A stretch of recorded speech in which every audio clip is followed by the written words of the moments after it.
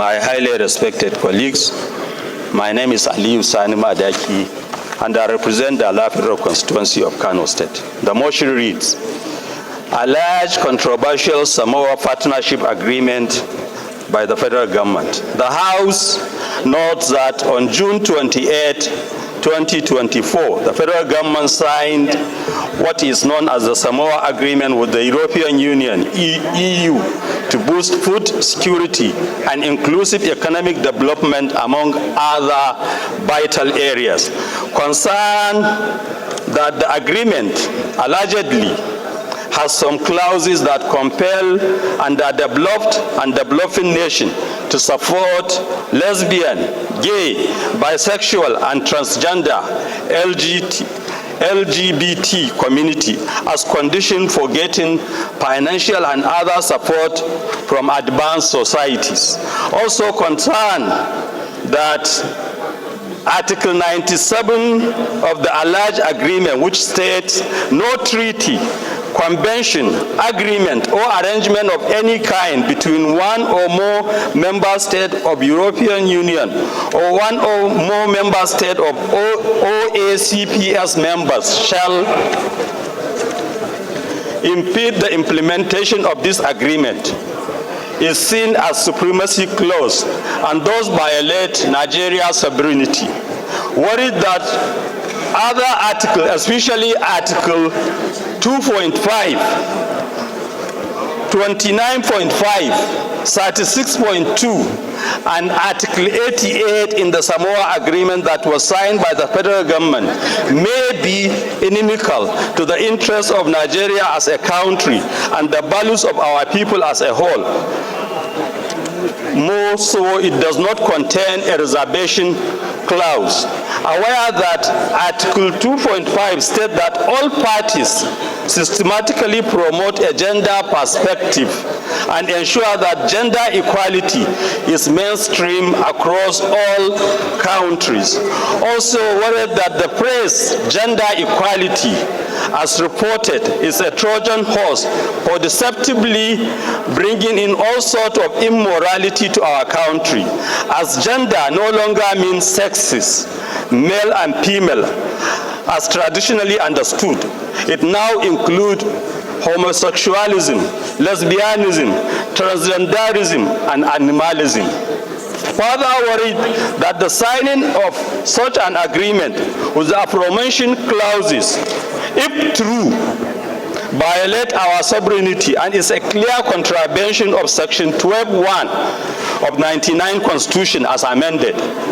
The federal government may have signed the agreement without exhaustive consultation and consideration for possible long-term consequences.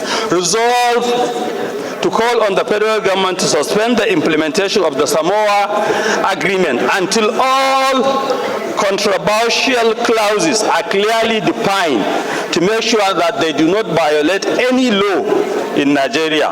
Mandate the Committee on National Planning and Economic Development, Justice, Treaties, Protocols, and Agreements to interface with the relevant agencies to resolve all gray areas in the agreement and report back to the House within 4 weeks. I so submit, Mr. Speaker. Tagali Mustafa Tijani, representing Albasuga, Jingi Federal Constituency, Mr. Speaker. Mr. Speaker, I have amendment and a reply to the House Leader.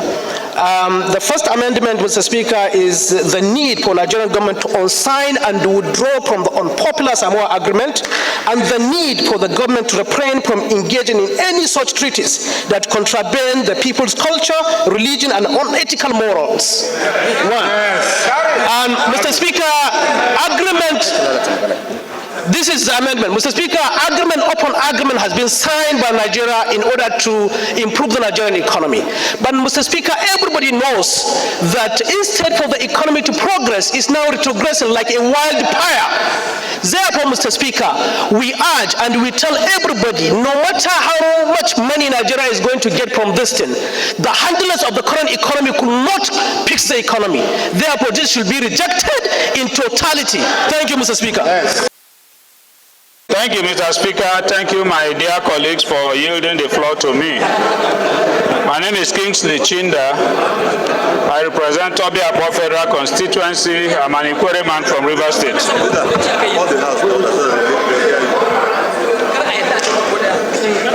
My dear colleagues, this motion is one that is investigative. Because it's an investigative motion, I will even caution that we should not be judgmental in our argument. But clearly, where the federal government is going into an agreement, by the provisions of Section 12 of the Constitution, the Parliament ought to be carried along.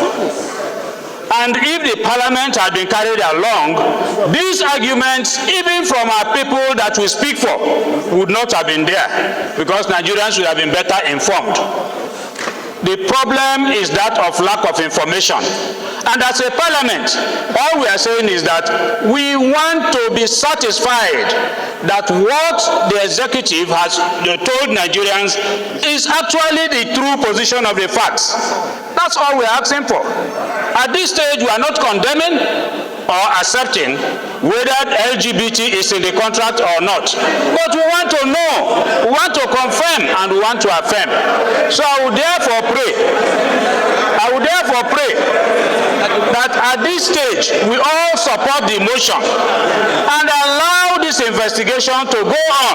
When we get the report of the investigation, we can then carry out a full debate on the outcome. Thank you, Mr. Speaker. So Julius Federal, on Federal Constituency, and I'm from Edo State. I believe that the public has been misled over time about the Samoa Agreement. Let me not waste the time of this House, but state very clearly, there is no portion of that agreement that talks about LGBTQ or 150 billion. Hold on, let me finish. If you have it, bring it out here. I'll show it. In fact, 3 ministers have come out, including information, budget, and planning, in public to say there was nothing like that in the agreement. Go and Google your media. You will see the agreement, you will see there. That it was never mentioned, it was never discussed. There is nothing like lesbian rights or gay rights. It is about human rights, environmental protection, and trade agreements, period. How